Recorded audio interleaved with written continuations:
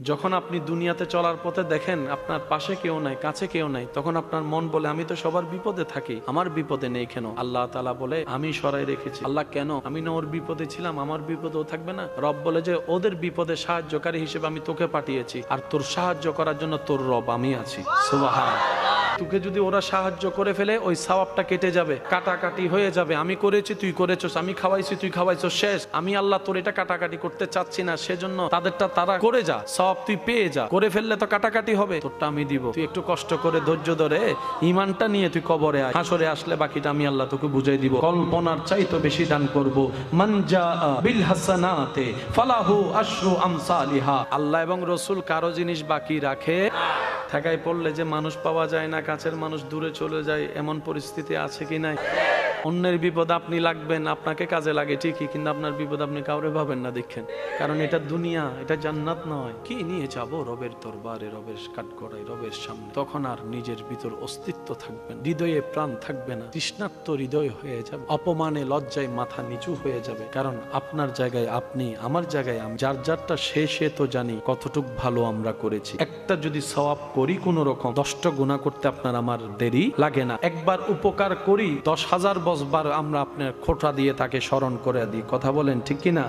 এই 4টা প্রশ্ন যদি জীবনে ফিল আপ হয়ে যায়, রহমতের জীবন, শান্তির জীবন হয়ে যাবে। বলেন সুবহানাল্লাহ। তৃষ্ণার্তকে পানি আগাই দিলে, পানি খাওয়াইলে কেন সওয়াব হচ্ছে? বলে যে রব খুশি হচ্ছে। ক্ষুধার্তকে খানা খাওয়াইলে রব খুশি হয়, তাই সেটা ইবাদত হয়। একজন ক্রন্দনরত ভাঙ্গা মনের মানুষের মুখে যদি হাসি ফুটানো যায়, সেটাও ইবাদত। এমন ইবাদত রব্বুল আলামিন বলে, কোন ভাঙ্গা মনওয়ালার যদি অন্তর তোমরা জোড়া লাগাই দিতে পারো, আমি আল্লাহ সারা জীবনের গুনাহ মাফ করে তোমাদেরকে জান্নাতও দিয়ে দিব। সুবহানাল্লাহ।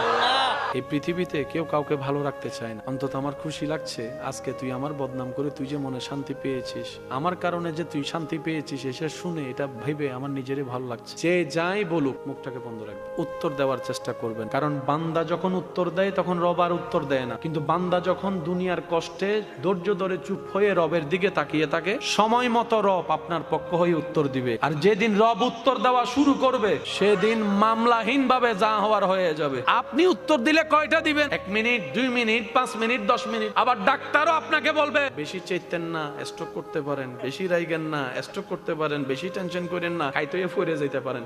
সেটাও আপনার লস আছে। নীরবতাকে আপন করবেন, গালির পরিবর্তে গালি নয়। 100 জন মানুষ যদি আপনার নামে বদনাম করে, আপনি কয়জনের মুখ বন্ধ করতে পারবেন? আপনার আঙ্গুলই আছে তো 10টা। 100 জন মানুষের মুখে কি হাত দেখা যাবে? মুখ বন্ধ করা যাবে?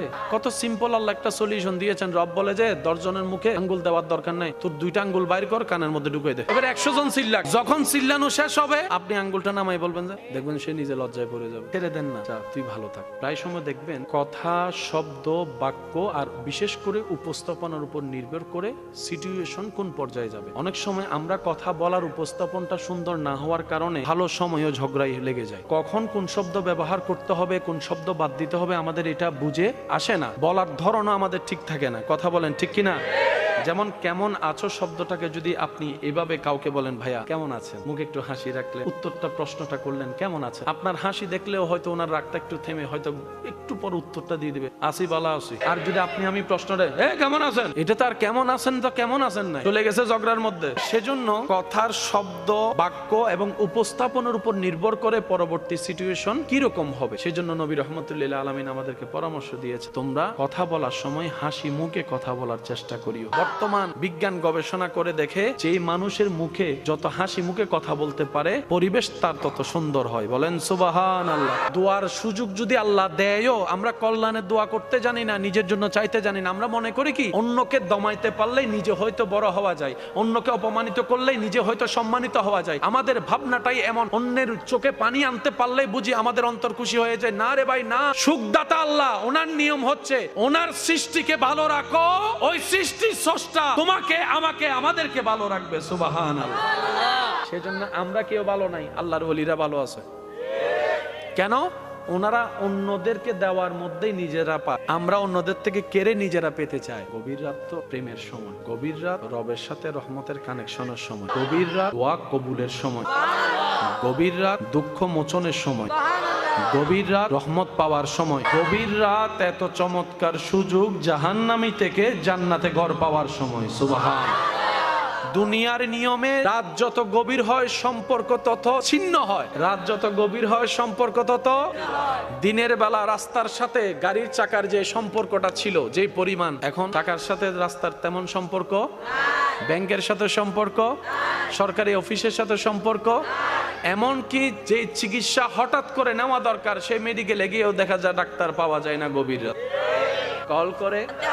দুনিয়ার সম্পর্ক রাত গভীরের সাথে সাথে এমন দূরত্বে পৌঁছে যায়, স্বামী স্ত্রী এক বিছানায় থাকা সত্ত্বেও যখন স্বামীর চোখে ঘুম নেমে আসে, স্ত্রী যখন ঘুমের জগতে চলে যায়, দুইজনের দেহ এক বেটে থাকা সত্ত্বেও কেউ কারো কাছে থাকে না, কেউ কারো কাছে থাকে না। ওই একত্রিত থাকা অবস্থায় যদি স্বামীর কোনো ক্ষতি হয়, স্ত্রী ঘুমের মধ্যে থাকবে, না ডাকলে বলতেও পারে, না ডাকলে খবরও হয় না। কিন্তু প্রক্ষান্তরে রাত যত গভীর হয়, বান্দার সাথে রবের সম্পর্ক তত মজবুত হয়। মনে রাখবেন, এই পৃথিবীতে এবং আখিরাতের জন্য যারা রাতকে কাজে লাগানোর মতো লাগাতে জেনেছে, তারা দুনিয়াতেও সাকসেস, আখিরাতেও সাকসেস। এই পৃথিবীতে কোনো মানুষ অসুন্দর নাই, সবাই সুন্দর, আপন আপন জায়গায় সবাই সুন্দর, সবাই শ্রেষ্ঠ। আপনার আমার চোখে হয়তো তাকে ল্যাংড়া মনে হতে পারে, গায়ের রং একটু শ্যামলা লাগতে পারে, সেটা আমাদের লাগা, কিন্তু যিনি বানিয়েছেন ওনার যাকে যেমন দেখতে সুন্দর লেগেছে উনি তাকে তেমন আকৃতি দিয়েই বানিয়েছে। কোরআনের ভাষায় বলা হচ্ছে আহসানুল খালক, সৃষ্টিতে সব সুন্দর কিন্তু মানবের মতো সুন্দর মেকআপ উপরে লাগে, কিন্তু 3 দিন পর হোক আসলটা বাইরে হতেই হবে। যেইটা নিয়ে, যে মেকআপ নিয়ে দুনিয়াতে আসছি, সেই আসল মেকআপ নিয়েই কবরে যেতে হবে। জন্য সৃষ্টিতে কোনো কাউকে অসুন্দর বলে হেয় করা যাবে, অপমান করা যাবে, কষ্ট দেওয়া যাবে। কেউ যদি আপনাকে জিজ্ঞেস করে আপনি দেখতে এমন কেন, তুমি দেখতে এমন কেন, আপনি শুধু উত্তর একটাই দিবেন, আমার বানানেওয়ালার আমাকে যেভাবে দেখতে ভালো লেগেছে তিনি আমাকে সেভাবেই বানিয়ে দিয়েছেন। আমি সৃষ্টির চোখে সুন্দর থাকতে চাই না, আমি স্রষ্টার চোখে সুন্দর থাকতে চাই। নিজের গঠন দিয়েও সুন্দর থাকতে চাই, নিজের চরিত্র দিয়েও সুন্দর থাকতে চাই, নেক আমল নিয়েও সুন্দর থাকতে চাই। সুবহানাল্লাহ।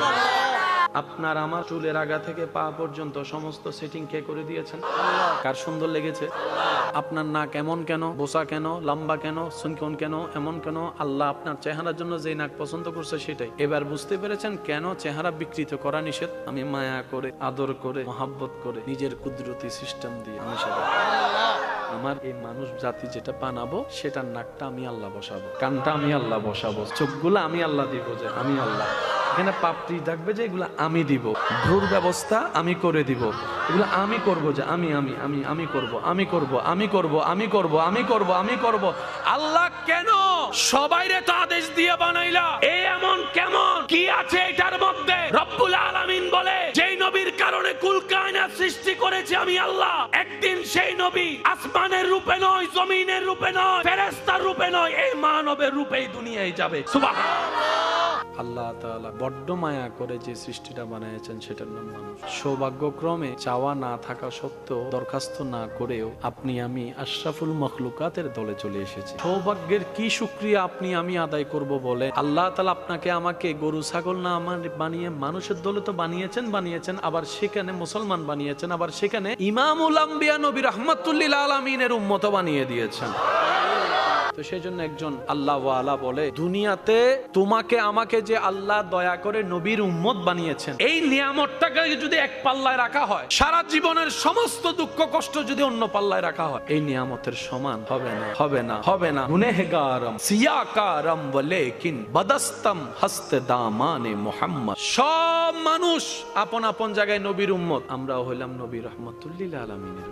আল্লাহ তাআলা আমাদেরকে এমন শান, এমন মান, এমন আজমত, এমন সম্মান দান করেছেন। আজকে আপনি জমিন থেকে মুখের আওয়াজ ছাড়া মনে মনে রবের নাম জিকির করছেন, ওইখান থেকে রব্বুল আলামিন আপনার ডাকে সাড়া দিচ্ছেন। সুবহানাল্লাহ। কিন্তু আপনি এখান থেকে ডাকছেন আল্লাহ, সাথে সাথে আল্লাহ উত্তর দিচ্ছেন আব্দি।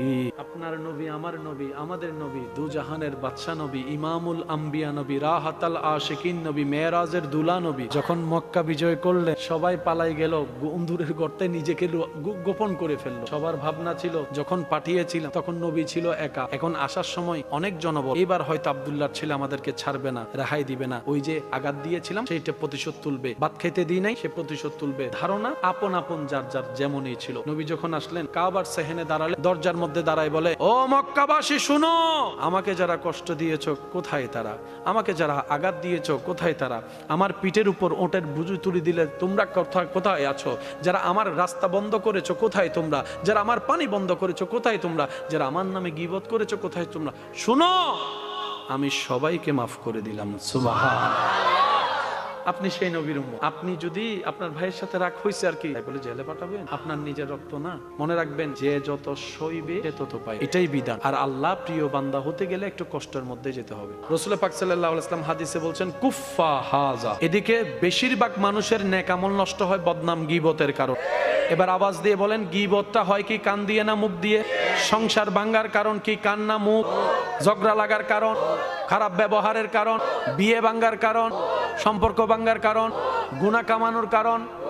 আল্লাহ বলছেন, ওয়াইলুল্লি কুল্লি হুমাজাতিল লুমাজা। দুর্ভোগ তাদের জন্য যারা প্রকাশ্যে গোপনে গীবত করে, আর আমরা সেটাই বেশি করি। এবার রব্বুল আলামিন মানব বানানোর সিদ্ধান্ত নিলেন। ফেরেশতা বললেন, আল্লাহ বলো, সূর্য যেখানে হয়ে গেছে এই তিনাইতে মানুষ হইতে কতক্ষণ? এত বড় বড় গ্রহ নক্ষত্র হয়ে গিয়েছে, 60 হাতের মানুষ হতে কতক্ষণ? তুমি আদেশ তো করো, আদেশ তো করো, কুন তো বলো, ফায়াকুন হয়ে যাবে। রব্বুল আলামিন বলে ফেরেশতারে, না না না, সমস্ত সৃষ্টি আমি আদেশ দিয়ে বানিয়েছি, এই সৃষ্টিকে আমি আদেশ দিয়ে বানাবো না, আদেশ দিয়ে বানাবো না, বিয়াদাইয়া, আমি আল্লাহ কুদরতি ব্যবস্থাপনায় আমি আল্লাহ এই সৃষ্টিকে বানাবো। সেটা আপনি আল্লাহ পাক বলে যে আদেশ দিয়ে বানাবো না। আল্লাহ তাআলা ফেরেশতাদেরকে যখন জিজ্ঞেস করলেন, ফেরেশতারা আপন উত্তর দিয়ে দিল। আল্লাহ পাক বললেন, ইন্নী আলামু মা লা তাআলামুন। বানালেন। বানানোর পর কাকে বানালেন? আমরা যেখান থেকে শুরু, বাবা হযরত আদম নবীকে আল্লাহ বানায় রাখলেন। রাখার পরে এবার ফেরেশতাদেরকে বললেন, ফেরেশতা আবার আসো, মিটিং আছে। ফেরেশতারা আবার আছো, মিটিং আছে। ফেরেশতা সবাই আসলেন। আল্লাহ বলেন, দেখ তো কেমন হইছে, মানা করছিলি না তোরা, আমি বানাইছি, দেখ। ফেরেশতাদের নজর সর্বপ্রথম যখন আদম নবীর অবয়বের দিকে পড়ে, ফেরেশতারা অপলক নয়নে তাকিয়ে থেকে বলতে থাকে, সুবহানাল্লাহ ওয়ালহামদুলিল্লাহ ওয়ালা ইলাহা ইল্লাল্লাহ ওয়াল্লাহু আকবার আল্লাহু আকবার আল্লাহু আকবার ওয়ালা হাওলা ওয়ালা কুওয়াতা ইল্লা বিল্লাহ। ফেরেশতারা বলে, আল্লাহ তোমার দয়ায় দেখেছি জান্নাত কেমন সুন্দর, তোমার দয়ায় দেখেছি জিবরাইলটা কেমন সুন্দর, কিন্তু আমরা ফেরেশতারা আমাদের জীবনে এত সুন্দর সৃষ্টি আর দেখি নাই, আর দেখি নাই। সেটা আপনি। ফেরেশতা দেখে অবাক, সেই সৃষ্টি আপনি। আল্লাহ তাআলা বলে, বান্দা যা, পাঠাই দিলাম দুনিয়ায়। চুল কাটতে কোনো মানা, কিন্তু ব্রু কাটতে, চুল কাটতে কোনো মানা, পশম কাটতে মানা, পশম কাটতে মানা, হাতের পশম কাটতে মানা, পায়ের পশম কাটতে মানা, ব্রু কাটতে মানা। কেন? একটু খেয়াল করবেন। চুল যখন আপনি কাটেন না কাটেন, চুল বাড়তে থাকে, বাড়তে থাকে, বাড়তে থাকে, বাড়তে থাকে, কাটেন আর না কাটেন বাড়বে, কিন্তু ব্রু ওইভাবে বাড়ে না। যেই দিন ব্রুতে হাত লাগাবেন, এর পরের মাস থেকে কারো ব্রু দেখবেন এখানে এসে শেষ, কারো ব্রু দেখবেন এখানে জোড়া, আবার কারো ব্রু দেখবেন এখানে ঘন জোড়া, কারো ব্রুর মধ্যে একটু পাতলা, কারো ব্রুর মধ্যে একটু ঘন। আপনার এই ব্রুটা ধরে দেখেন সফট নরম, ধরে দেখেন যারা ব্রু ফ্লাগ করে তাদের এখানে একটু ধরে দেখেন, ফিরে নরম জায়গা শক্ত হলো কেন? রব বলে যে হাত লাগালি কেন, হাত লাগালি কেন? এই ক্ষেত্রে আমার পরামর্শ, আমার যে সমস্ত মা বোনেরা ব্রু ফ্লাগ করেছেন, আমি যতটুকু আমার বিশ্বাস, হয়তো কেউ বেশিরভাগই ইচ্ছা করে করেনি, শাস্তে গিয়েছেন, কেউ একজন করিয়ে দিয়েছে, হয়তো কারো ফাঁদে পড়ে করে ফেলেছে। যদি এমন কেউ থাকেন, আমার আওয়াজ শুনছেন, আমি বলবো আপনি প্রথমে আল্লাহর কাছে তওবা করেন। প্রথম কাজ এটা, আল্লাহর কাছে সাহায্য চান। দেখবেন আল্লাহ তাআলা আপনার ব্রুকে আবার কুদরতি ব্যবস্থাপনায় আগের চেয়ে আরো সুন্দর সাজায় দিবে। সুবহানাল্লাহ। আপনারা কষ্ট করে বারবার যে কাটতে হবে না। এটা কি তুলতে কি আরাম লাগে না ব্যথা লাগে? ব্যথা দিয়ে সুন্দর পাওয়ার দরকার। যেই ফর্সার ক্রিম আপনি আমি ব্যবহার করি সৌন্দর্যের জন্য, রং ফর্সা হওয়ার জন্য, এই প্রত্যেকটা ক্রিমের মধ্যে কেমিক্যাল আছে না নাই? সমস্ত জ্ঞানী মানুষ এই কথাই একমত, প্রত্যেকটা কিছুর মধ্যে একটা এফেক্ট আছে, একটা সাইড এফেক্ট আছে, একটা ভালো দিক আছে আর একটা ক্ষতির দিক আছে।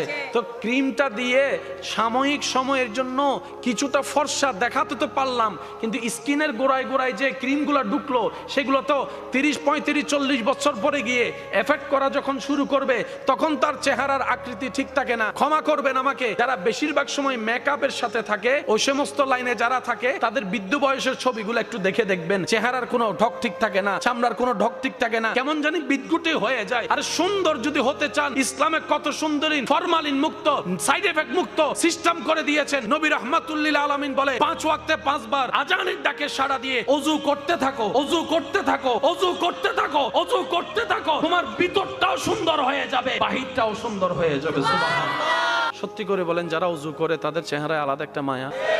আপনাদের এলাকায় কিছু মুরব্বী দেখবেন, চেহারা দেখলে কেমন যেন অন্তর থেকে মায়া লাগে, ভালোবাসা লাগে, শ্রদ্ধা লাগে। নাতি গিয়ে দাদারে জিজ্ঞেস করে, দাদা তোমার চেহারা দেখতে তো মায়া লাগে। দাদাই বলে, আমি তো ক্রিম মাখি না রে, বুড়া মানুষ কি আর ক্রিম মাখবো। চেহারায় এই নূরটা তখন থেকে এসেছে যখন থেকে নবীর প্রেমটা অন্তরে নিয়ে রবের দরবারে নামাজের সিজদা দেওয়া শুরু করেছি দিনে রাতে। সুবহানাল্লাহ। এটা আল্লাহ প্রদত্ত, যেটা স্থায়ী, এটা আল্লাহ প্রদত্ত স্থায়ী। আর 40-50 হাজার যদি মেকআপও করেন, সেটা 3 ঘন্টা 4 ঘন্টা 5 ঘন্টা। ইসলামে সবকিছুই আছে, আমরা অভাগা দুর্ভাগা, আমরা বেকুব গাদা নেওয়ার মতো নিতে জানি নাই। আওয়াজ দিয়ে বলেন, দোষটা কাদের? সবাই মিলে বলেন, দোষটা কাদের? এটা কি মসজিদ না? অনেক বছর আগে এই মসজিদে যারা মুসল্লি ছিল, অনেক মুসল্লি এখন আজকে যে জায়গাটা আপনি আমি ফিল আপ করেছি, আজকের যে জায়গাটা আপনি আমি ফিল আপ করেছি, একদিন এই জিনিসটা হবে, আয়োজন হবে, কিন্তু ওই জায়গাটা আর খালি থাকবে না, এটা অন্যজন এসে ফিল আপ করবে।